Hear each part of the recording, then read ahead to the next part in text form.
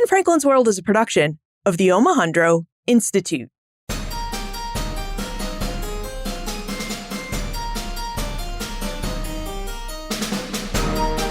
Hello, and welcome to episode 270 of Ben Franklin's World, the podcast dedicated to helping you learn more about how the people and events of our early American past have shaped the present-day world we live in.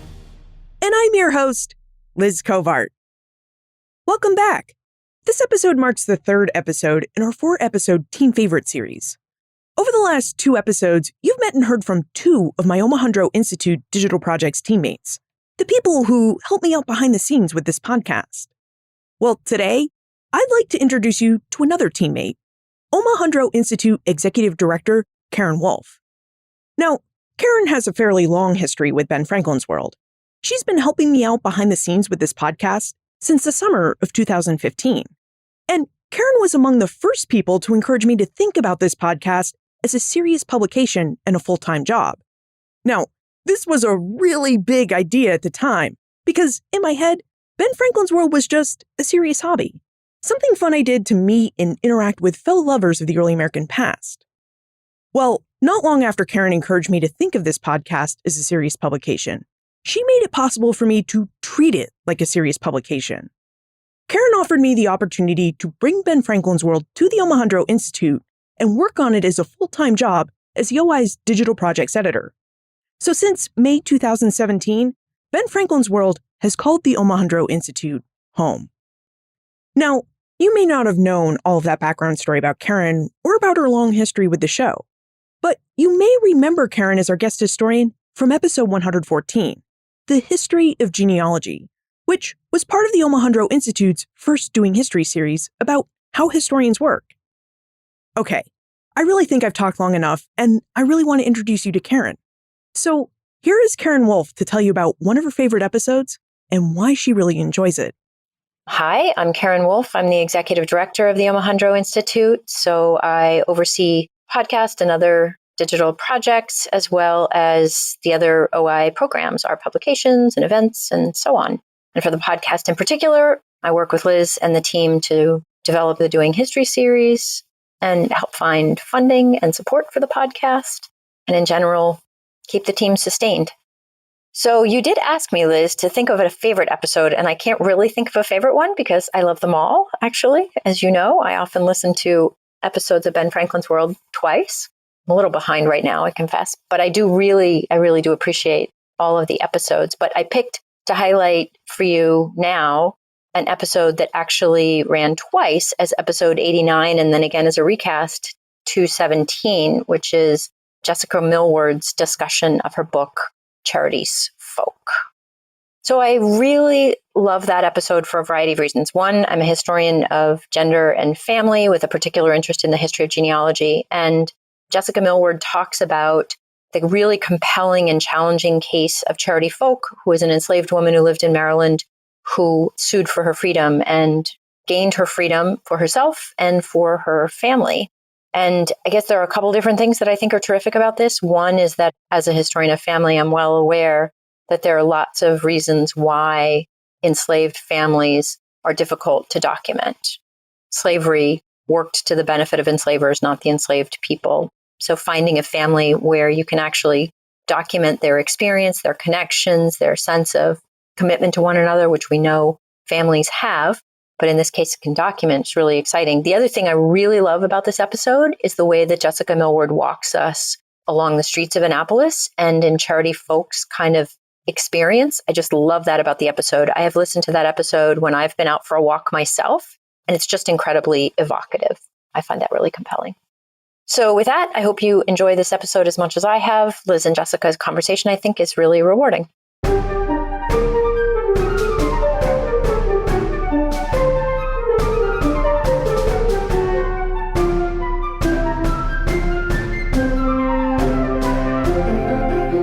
Welcome to Ben Franklin's World, Jessica Millward. Thank you, Liz. Hello, Ben Franklin's World. Thank you for having me. Jessica, we're so excited you could join us because we've been exploring slavery. And we know from speaking with Jared Hardesty in episode 83 and with other historians of slavery that its practice varied by region. And well, Maryland is a new region for us. So Would you tell us how slavery got its start in Maryland and how it was practiced there? Slavery in Maryland was present almost at the inception of the colony. The colony was founded in 1634, and by 1642, we have evidence of enslaved Africans being used as laborers. 1662, if we know our early American history, we know that the colony of Virginia passed a law suggesting that the status of the child follows that of the mother. Colonies like Maryland quickly followed. So the colony of Maryland followed with a similar law in 1664. So again, slavery was established almost at the time of the colony. Slaves primarily worked in harvesting tobacco until the middle of the 18th century. At that point, the economy shifted, the market shifted, and planters found it more successful to cultivate wheat. And so by the time we get to the 19th century, we have enslaved laborers working on some tobacco farms, on wheat farms. Given the geographical topography of Maryland, it being in some ways surrounded by water, we also have enslaved people working on fishing boats. We have them being longshoremen, doing labor in terms of building ships. Enslaved women would work on the farm, doing a variety of tasks, or they would also work in the home. And in some cases, skilled seamstresses might travel from farms that are owned by, the same owner and do specialized tasks. So you have a very vibrant slave community. You have a very diverse labor force. And I think that in some ways, Maryland is that colony and that state that in some ways defies stereotype. We tend to think of slavery being large plantations in the South with 200 or 300 people working at one time. In Maryland, you tend to have people in the numbers of 10 to 12 people on smaller farms doing smaller contained work. So in some ways, it's not the typical enslaved experience, if there is indeed an atypical enslaved experience. Maryland does sound like it had diversity in terms of the work its enslaved population performed. Now, did Maryland have a similar urban-rural divide in how it practiced slavery as, say, Boston and Western Massachusetts did? It's very interesting because by the 19th century, we have in Maryland, we have Baltimore, which is a very big, for colonial America, a very big and bustling urban center. So you do have a diversity of jobs that people would find themselves in. They might be hired out by their owner to work in the shop of a blacksmith. They might be building ships. Or they might be tending gardens in the backyard of their owner's house in the urban center. So we have that in Baltimore, but we can't say that for the entire state. Annapolis, which is the capital of Maryland, actually was a town really until the 19th century. It never developed into a booming city. So even though we think of it as a city, it was basically a farming community, a farming and fishing community. I think we can only really call Baltimore this strong urban center. One of the other aspects of slavery in Maryland is because of the iron industry, enslaved people could work in a forge, for example, that was out in the country. And at the same time, someone else could be working within the iron industry in someone's shop in the city. So it's not that neat urban rural breakdown in terms of jobs. There was a lot of overlap. You've given us a nice overview of how slaves worked, either as a laborer or domestic on a plantation, or perhaps performing some sort of skilled trade in a city like Baltimore, or even in a town like Annapolis. But we've yet to glimpse what everyday life was like for enslaved people. Would you tell us how slaves lived their day-to-day lives in Maryland?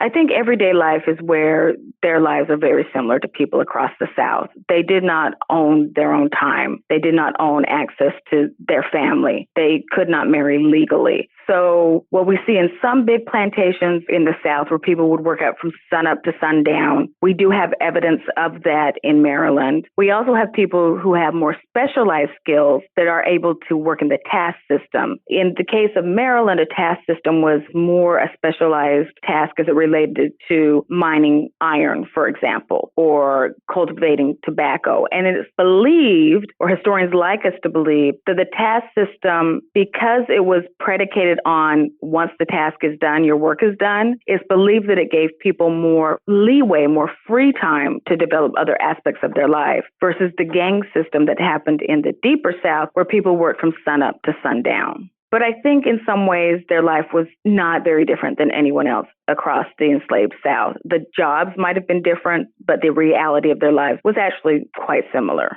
Jessica, we hear skepticism in your voice. You sound unconvinced by other historians' claims that the task system actually provided slaves with more free time. I'm very skeptical. I'm very skeptical because think about it in terms of our day-to-day life. An employer will give you something to do as soon as it's finished. You don't necessarily go home for the day. The work continues to mount. So I'm very skeptical. I don't think that aspect of capitalism has changed. I think where there's laborers and where there's work, you will be worked to exact the most potential from you. What I will say in Maryland that is different than some places in the Deep South is that there were glimpses of freedom. Once production of tobacco shifted to cultivation of wheat, owners did not need their enslaved population full-time, year-round. It actually was cheaper for them to either free some of their enslaved population or hire their population out to other people. It gives enslaved people a little bit of autonomy, even if it means that they can speak to their owner about whom they would like to be hired out to. Or in traveling to and from the site where they're hired out to harvest for that season, they might have these undescribable moments of freedom where they are walking by themselves alone on a road, which for enslaved people, that is pretty significant. This freedom of movement is pretty significant. The subject of Jessica's book, Finding Charity's Folk, is a free African-American woman by the name of Charity Folks. Charity Folks was a person who quickly came to occupy Jessica's thoughts. Jessica, would you tell us who Charity Folks was and why she occupied your thoughts?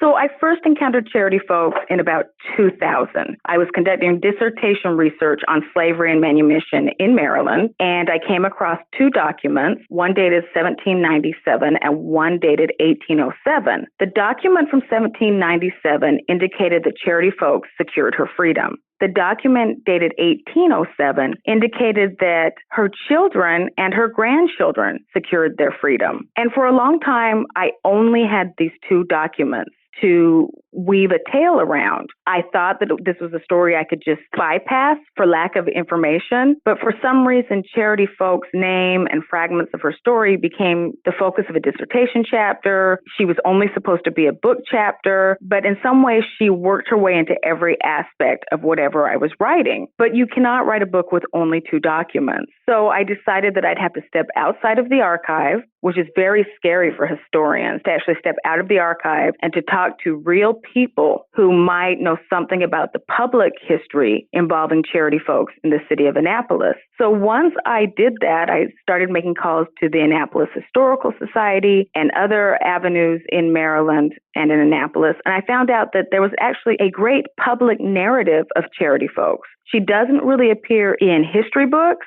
but that's quite ironic because she's very, very visible once you understand what her story is in Annapolis. There's been very prominent historians who've written about the people who owned her. There's been prominent historians who have written about her husband. And the irony is that Charity Folks becomes visible only if you are looking for her. Like so many enslaved women in the nation's history, you have to be looking for them because the archive isn't meant to house their experiences. So one of the things that happened is I contacted descendants of the Rideout family. The Rideout family were the people who owned Charity Folks. I contacted them just on a hunch that perhaps this name would still resonate. And again, like I found out, her name is very well known in the city of Annapolis. I was invited to the Rideout home. I was shown where Charity must have worked because the home continues to be in the family. And I was able to literally retrace her footsteps.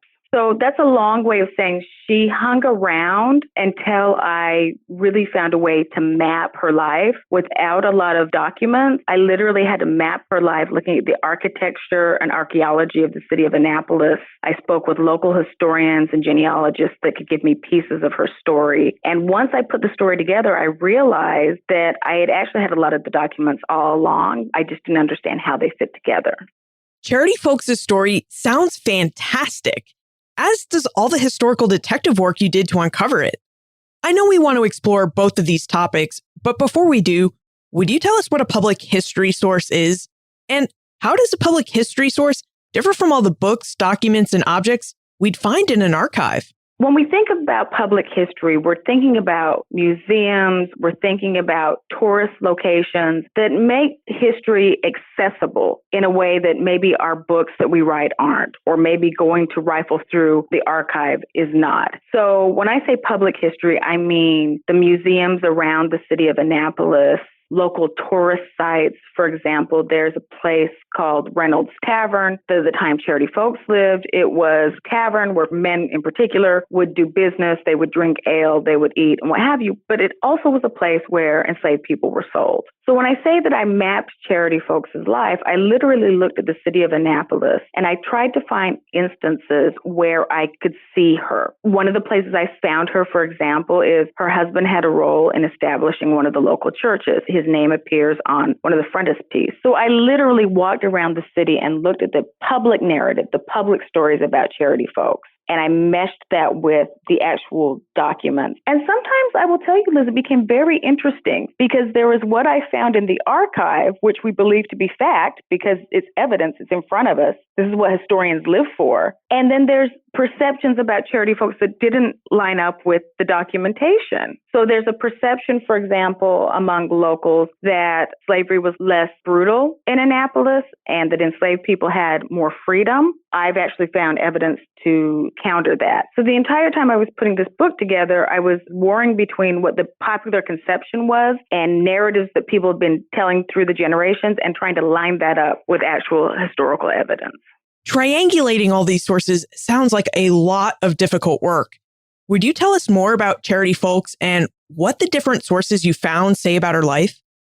Sure. So I will start with evidence because I am a historian. And unfortunately, Charity Folks does not enter the historical record until she's an adult. We really don't see her until about 1790 when her owner, John Rideout, is actually freeing one of her children. What I've been able to piece together is that Charity Folks was born presumably outside Annapolis at Bel Air Plantation in 1759. Bel Air is about 10 minutes outside of Annapolis. So this is one of the common stories that is passed around. However, I did not find any evidence to support the claim that she actually was born or had lived at Bel Air Plantation. So in some ways, Charity Folks is like many enslaved persons. Once her life is reconstructed, we are left with many more questions than we thought we would be left with. What can be documented is that Charity Folks lived the majority of her life as someone else's property. She was freed when she was about 40 years old, and we see that she actually, despite the condition she was born into, she carved a degree of freedom and a life after slavery. She was manumitted in 1797, and she made the most of her remaining years. By the time of her death in the early 1830s, Charity Folks had amassed at least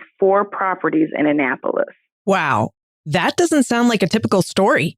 That doesn't sound like a typical story. I mean, we could say that it was a success story, right? And that her story resonates because it sounds like it's a success. I wouldn't want to gloss over that too much because from the time that we first see her first daughter being freed in 1790 to the time her grandchildren will be manumitted sometime after 1807, it took nearly 40 years for this entire family to gain their freedom. So we look at it as a success, but freedom was never easy. Right? It was never easy. It was often dangerous. And sometimes it was elusive. So her story does sound very interesting. It does sound very successful. But because of that, I also want to be careful to still represent her life in a way that she would recognize. You mentioned that Charity, her eldest daughter, and her grandchildren gained their freedom from slavery. How did they obtain their freedom? This, again, is one of these stories that there's a public interpretation and then there's what I found in the archive. The public interpretation is that she was freed because her owners were very grateful to her. She had nursed one of their nephews, the Rideout's nephews, Horace Gibson, through a very dangerous and lingering disease. So the preparations for her freedom, deeds for her freedom were put in place as a result of the family being so indebted to her for helping Horace Gibson through this very lingering illness. Again, that's not necessarily what I found. What I found is that it was clear as early as 1795 that the Rideouts weren't necessarily going to free Charity. There was a moment where John Rideout, the husband, wrote to his wife and he asked her to make sure that she looked after Ruth and Charity, 2 enslaved people, and he had hoped that more would be done for them at his death than other slaves. We don't necessarily see that there's any indication that John Rideout is going to free Charity. In fact, in 1797, he draws a will and he bequeaths to his wife Charity and several other enslaved people. But something must have happened because there was a lengthy codicil in his will that actually made a provision for Charity to be freed in 1807.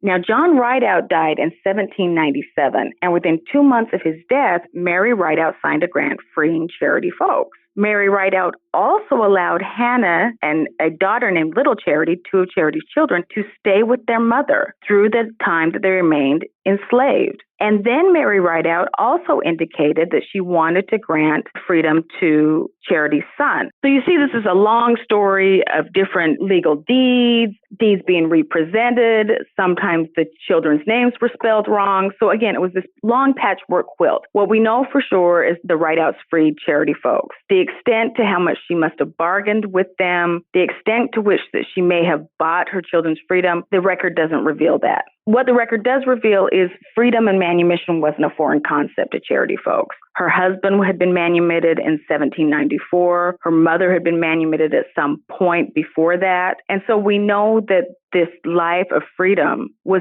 pretty close to Charity. She could see it literally looking within her own family. Unfortunately, aspects of how she actually attained her freedom is really lost to the record. I had to rely on the experiences of other women to kind of flesh out what her experience might have been like. But the fact that she was able to secure her freedom, her children's freedom, and her grandchildren's freedom tells me something more was at play than just the benevolence of slave owners. It tells me that there had to be an active campaign on the part of Charity to make sure her family was free.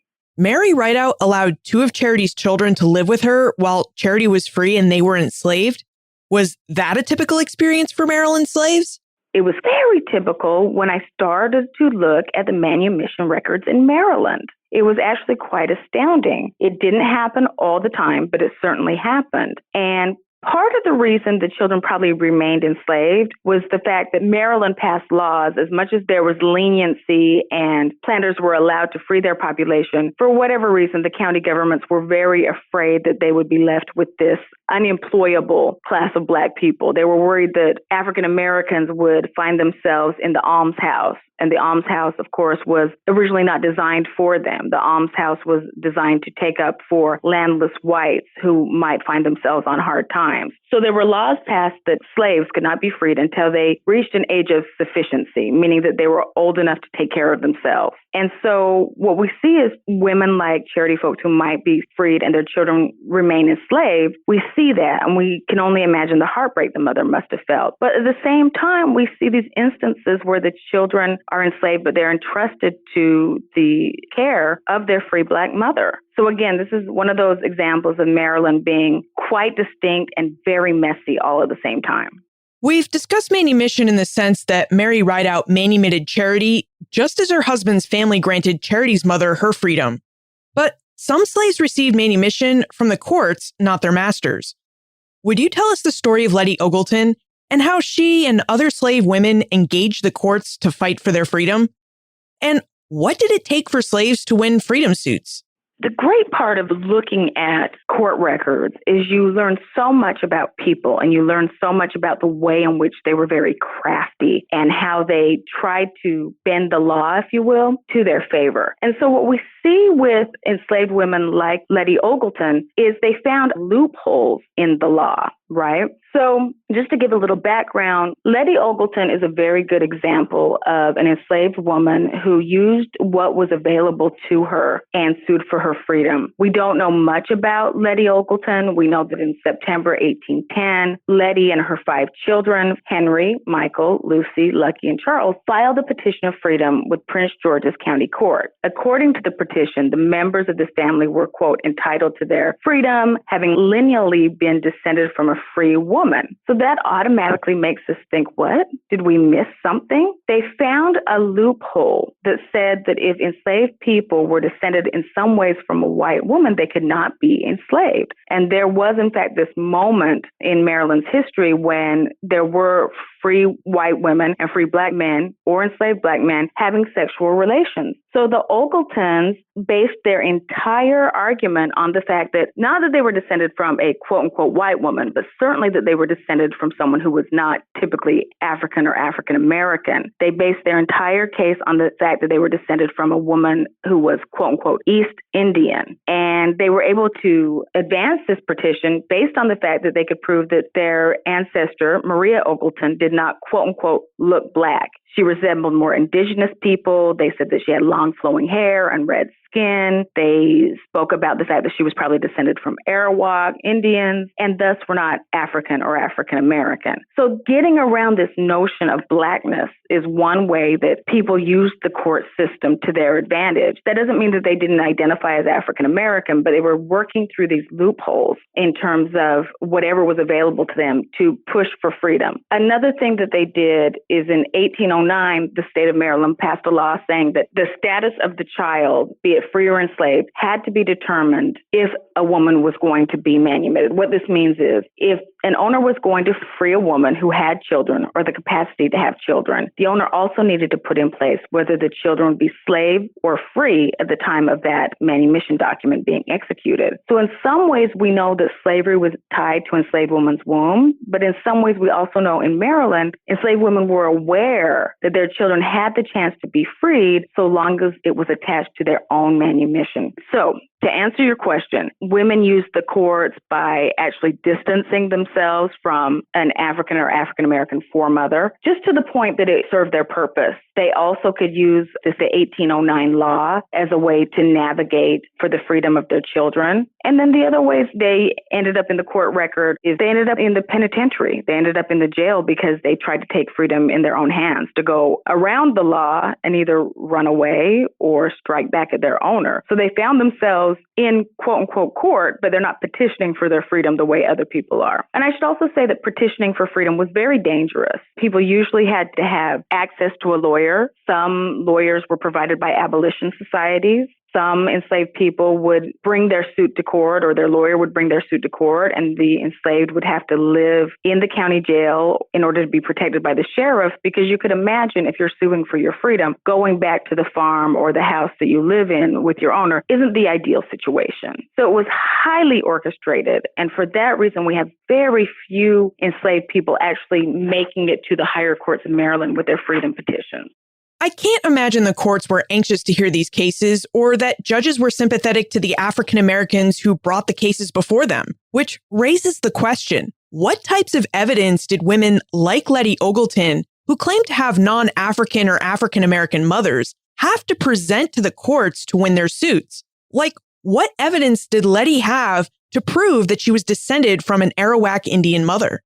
What happens in Maryland, just for a moment, is they allow hearsay evidence. And that allows Black people, African Americans, enslaved people to trace a biological connection to someone based on hearsay, based on recollections of people in the neighborhood who could say, yes, that is that person's grandmother. She was freed by so-and-so. I'm not sure how the children became enslaved, but they shouldn't be enslaved to begin with. So that's one way in which the law kind of was expanding and contracting to allow for this. At a certain point, though, the courts became very smart and they removed the access to hearsay evidence. And so when they do that, really after 1809, we see a drop in the number of cases that actually make it to the upper courts. What we have prior to that is many court cases being at least attempted at the local level. And by the time it gets to the state level, we see far fewer. So let me just give you an example. From 1780 to 1789, for example, this is right after the American Revolution. People should be energized and trying to act out their new rights of liberty, even though they're enslaved. So from 1780 to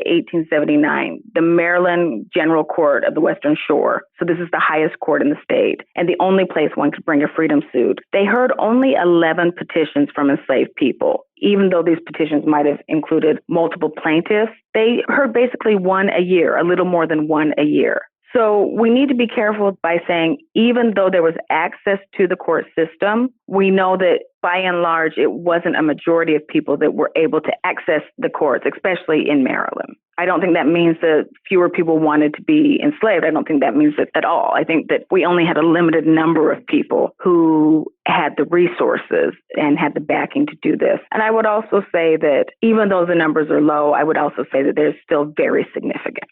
The use of hearsay evidence proves that Letty Ogleton and other slaves really had an intricate knowledge of the Maryland legal system, which raises the question, how did slaves like Letty learn about the court system and when loopholes like hearsay evidence would be available to them?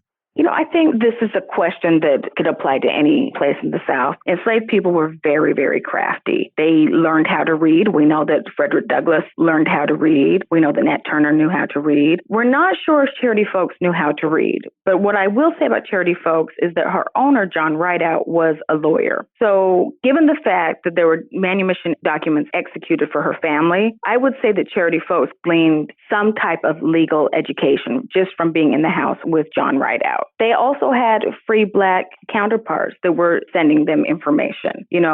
The way that the cities and the towns of Maryland were organized, you could have an enslaved person living right next door to a free Black person. So I think that this is a case of extensive networks, be it abolitionist networks, be it networks within certain families, enslaved families that might be owned by particular owners. I also think that enslaved people knew which owners had a history of freeing their enslaved people. So perhaps if there was an auction, if there was a sale, they might ask to be sold to a particular person. So there was a lot of negotiations we actually can't see. Let's return to Charity Folks' story. We know that she was a slave owned by the Rideout family and that Mary Rideout manumitted her in 1797. Jessica, what was Charity's life like after manumission?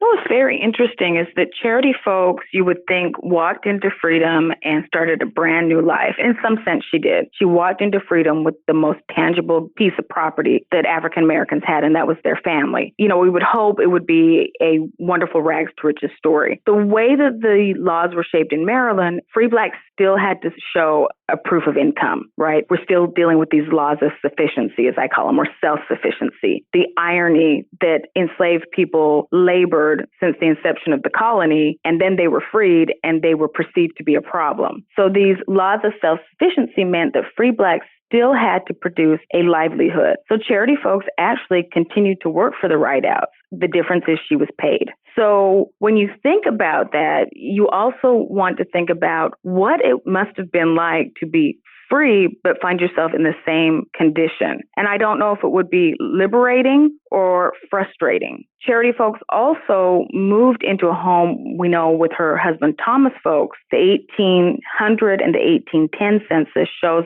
that Thomas Folks and several African Americans were living with him. So I would believe that would be Charity and her children. What it tells us is that, they were eager to make their own home, their own life. The irony is that Charity Folks actually only moved maybe a block or two away from the Rideout family. She still lived in Annapolis. She commuted down Duke of Gloucester Street, where the Rideout house was, to the top of the street at Church Circle and one street over where her house was. So I don't really know what her life must have been like. I would imagine it was a life full of ironies. I would imagine that as much as she was touching freedom, the fact that she saw slavery everywhere was still overpowering. Was the fact that Charity was a woman affect how she experienced slavery and freedom? Oh, I think so. We know that in slavery, enslaved men had the greatest range of occupations and that those occupations translated into freedom. And so that they might have more, quote unquote, marketable skills, a diverse range of skills, where enslaved women might still only be relegated to being domestics or washerwomen. We know that disproportionately there were free Black women in the urban centers that rented boarding houses, and some turned to prostitution because there weren't a lot of viable jobs for them. In episode 70, Jennifer Morgan revealed that the reproductive capabilities of enslaved women impacted how they experienced slavery. Charity Folks gave birth to 5 children while she was enslaved. Do we know how having children impacted Charity's experience as an enslaved and as a free woman? Unfortunately, we don't have any information from Charity Folks herself. So again, we have to borrow from experiences of other women. I start the book by saying that motherhood during enslavement was the farthest thing from freedom. And I would imagine that Charity Folks felt that way as well. You bring children into the world, you know that they're going to be enslaved unless you find a way to navigate certain loopholes, unless for whatever reason your owner can't afford to hold slaves anymore and they decide to free you. I would imagine having 5 children while enslaved was heartbreaking. She could not protect her children. She had no real legal access to her children until she was freed. And even when she was freed, 2 children lived with her, but she still had 2 children who were enslaved. I think that at many points in her life was heartbreaking because she was the mother of enslaved children. When she was lobbying for her own freedom, I think she thought very little of the long-term impact this might have on her family. I think her initial goal was to make sure everyone made it into freedom. Since we're talking about Charity's family, you note in Finding Charity's Folk that slave families were both rare and the most fragile institutions in the African American community. Why were slave families so rare and fragile?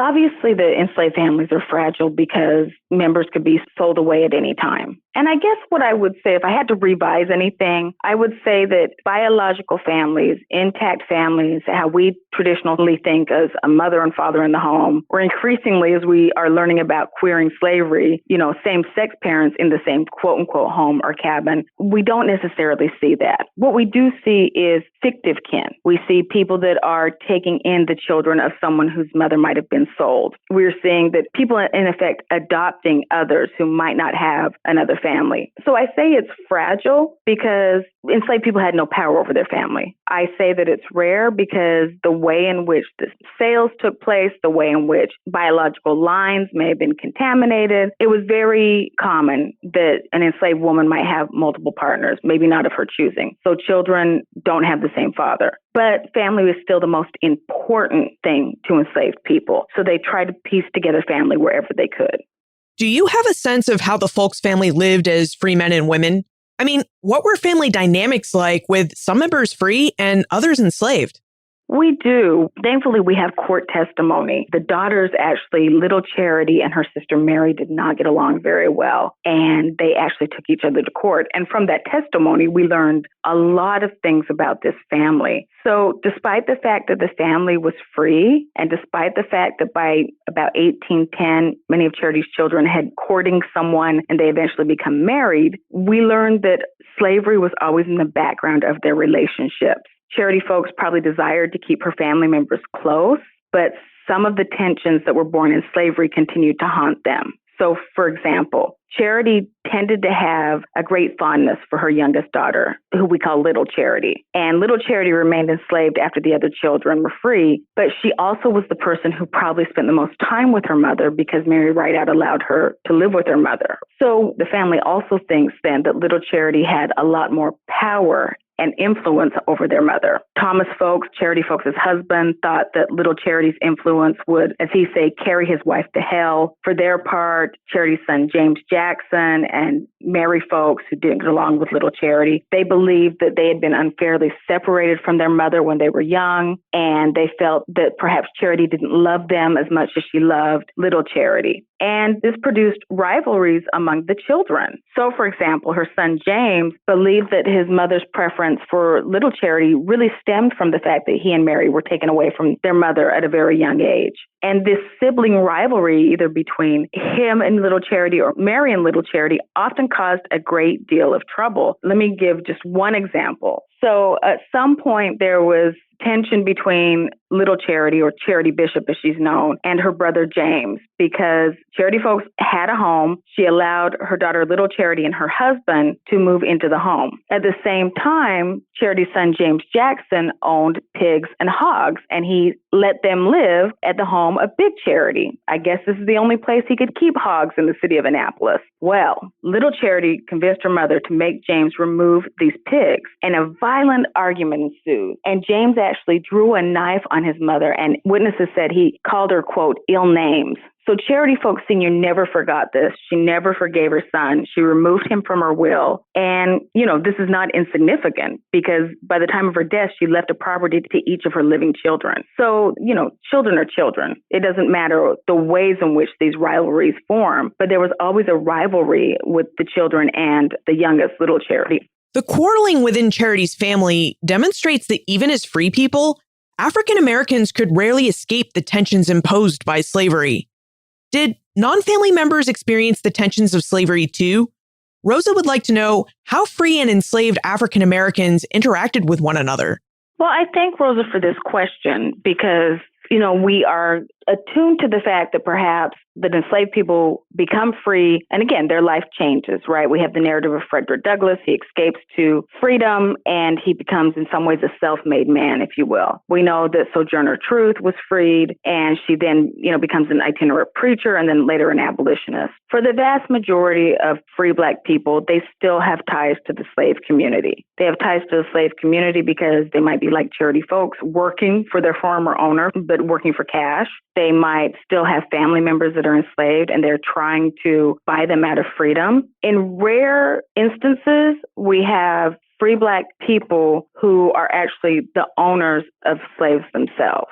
And in Maryland, we're led to believe, or the evidence suggests, in Maryland and Virginia, places of the Upper South, that free Blacks owned enslaved people who were actually members of their own family. They would buy them, and the law might prohibit them from freeing the slave because they were under this age of self-sufficiency that I told you about. Or the enslaved person might be an older person, and they're no longer valuable to the owner, but they also should not be freed according to the law because they don't have a sustainable income, right? They're too old to work. So in Maryland and Virginia, scholars seem to think that free Blacks were buying slaves and they presumed that they were members of their family. But even in Charity Folks' family, her husband, Thomas Folks, owned an enslaved man. And there's no indication this man was related to the family. We do have indication that Thomas Folks didn't own this gentleman for very long and he then freed him. So perhaps the Folks family were actually the free Black family that were buying slaves with the intent to free them. We know in other places of the Deep South, Mississippi being an example, there were free Blacks that really elevated to a different class standing, a different caste standing, and saw themselves as completely separate from enslaved people. So I think that what we get in Maryland is, like I said, a lot more slippage, but people are people and there aren't absolutes. All I can talk about is the larger trends that I see. Now that you've had the opportunity to research Charity Folks, do you know whether she left any sort of legacy behind? She did, and this is actually my favorite part of her narrative, because we know from Charity Folks' life that she was skilled in root work, meaning she probably knew in some ways how to be a midwife. We know that she had a deep spiritual presence, and we also know that she was quite an entrepreneur. So when we look at her descendants, we really can see aspects, if you will, of her personality or some of her gifts. So, for example, her son-in-law was one of the 12 wealthiest men of Annapolis. When her daughter, Charity Folks Bishop, died, that would be Little Charity, she owned 16 properties at the time of her death. We have some of the descendants that go into owning different shops and they're proprietors in Annapolis. We have other descendants like Hutchins Chew Bishop, who served as the rector of St. Philip's Episcopal Church in Harlem. Hutchins Chew Bishop had a granddaughter named Elizabeth Bishop Trussell, who actually was a clinical psychiatrist at Columbia University, one of the first. She actually founded the Department of Psychiatry at Harlem Hospital. And so you have these very decorated members of African American society that probably owe a lot of their success to the fact that their family was able to get a leg up, right? They weren't part of the enslaved population that was freed at emancipation. They had been building their family legacy since the 1830s. And I also think that one of the legacies we can't touch, but nonetheless one of the legacies about Charity Folks is that Charity Folks shows us that the enslaved are very, very serious and intent on having their lives told. They're very intent on having their history told. And so they will continue to nag you either in documents or they will show up in public history and museums in a particular way. But they're very sincere in wanting their past to be remembered as well. So I think if there were any takeaway from Charity Folks and her legacy, it would be for people to look greater into their own family history. There's a part in the book where I actually talk about tracking down one of her descendants who I spoke to her descendant. Her name's Liberty Rashad, and I tracked her down. Liberty was actually the daughter of Elizabeth Davis Trussell, the psychiatrist at Columbia. I tracked Liberty down, and Liberty and I had a great phone conversation. But halfway through the conversation, it was very clear that I was talking about Charity Folks Senior, and she was talking about Charity Folks Jr. So she knew all about Charity Folks Jr. or Charity Folks Bishop as she becomes, but she had no idea there was another Charity Folks. So within that one conversation, she learned about a whole new generation of her family. And I think that's part of the job of a historian. And I also think that that's something that someone like Charity Folks would want to leave us with, this legacy of family and freedom and really reclaiming your own past. That's a wonderful legacy. And on that note, we need to move into the time warp. Okay.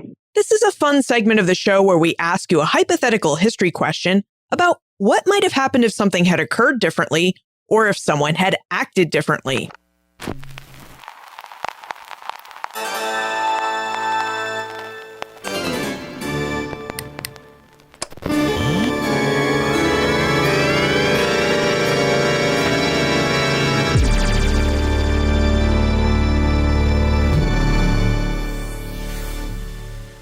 What might have happened if Charity Folks had not worked as the maid of the governor of Maryland or invested in property? How would her experience as a free African-American woman and that of her family have been different? I think that Charity Folks' life cannot be told without talking about the level of privilege she was privy to. She probably worked in the home her entire life, either wherever she was before she came to the Rideouts, and then when she was with the Rideouts, she was bequeathed by Mary Rideout some money. So she had money when she walked into Freedom, and she also got an annual salary, an annual allowance from John Rideout's will. So she walked into Freedom with money. We don't necessarily see that. Her life could have been the exact opposite. She could have been freed without a pension, without any money, and she might have to rent a boarding house, and she might have had to scrape by. The other reality is she might not have been freed. She might have lived her whole life as an enslaved person. So had privilege in a particular way and timing and whatever negotiations took place, had they not aligned, she might not have been a free person. Now that you finally had a chance to tell Charity Folks' story, who or what are you researching and writing about now? Well, I'm always going to continue to talk about Charity Folks because I think that there's so many aspects of her life that we still don't know. And hopefully these details will unfold the more and more people learn about Charity Folks. But specifically for my next project, I'm going to look at African-American women and intimate partner violence during the 19th century. We know a lot about violence that enslaved people experienced at the hand of whites. We know in some cases there was slave-on-slave violence, but we've yet to go into the interior of enslaved women's lives and look at not just intimate partner violence, but how they responded to this violence. And I don't mean resistance. I mean certain survival techniques as any kind of victim of abuse might adopt. So I'm looking at intimate partner violence in African-American women after emancipation. I'm very interested in knowing what the first 50 years of freedom looked like now that African-American women had legal control of their own body. The other project that I'm working on is actually a genealogy consulting firm. One of the great things that came out of Finding Charity's Folk is that I was able to wed my knowledge of family history with the actual historical pursuit of knowledge. And I'm one of the people that I'm very frustrated when I hear genealogists say that African Americans cannot find their ancestors because they're lost to the slave trade. We know that's not true. So I've started my own genealogy consulting firm, and hopefully I can help people who feel that their family is lost in slavery. Hopefully I can help them find their folks, literally. And where is the best place to look for more information about you, your new genealogy firm, and how we can get in contact with you if we still have questions about the lives of enslaved and free African Americans in Maryland? You can always email me at millward@uci.edu. You can look at my website, jessicamillward.com. You can also look at my faculty webpage at UC Irvine, and you can follow me on Twitter at Dr. J. Mill. If you're interested in charity and continuing up with charity and the legacy of the book, there's also a Facebook page called Finding Charity's Folk. Jessica Millward, thank you for sharing the story of Charity Folks with us and for revealing what life was like for free and enslaved African Americans living in Maryland. Oh, thank you for having me.